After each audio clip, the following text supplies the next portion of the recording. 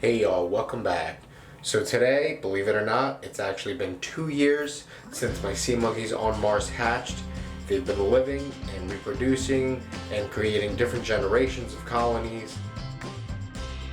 It's been a wonderful experience, and this is the original sea monkey warranty of 2 years.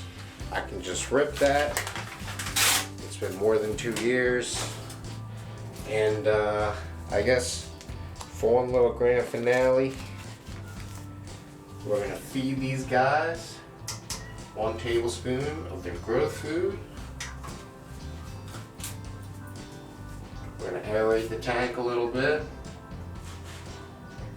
We don't need to top it off with any water because there's plenty in here. And now let's take a close look of what's left after 2 years.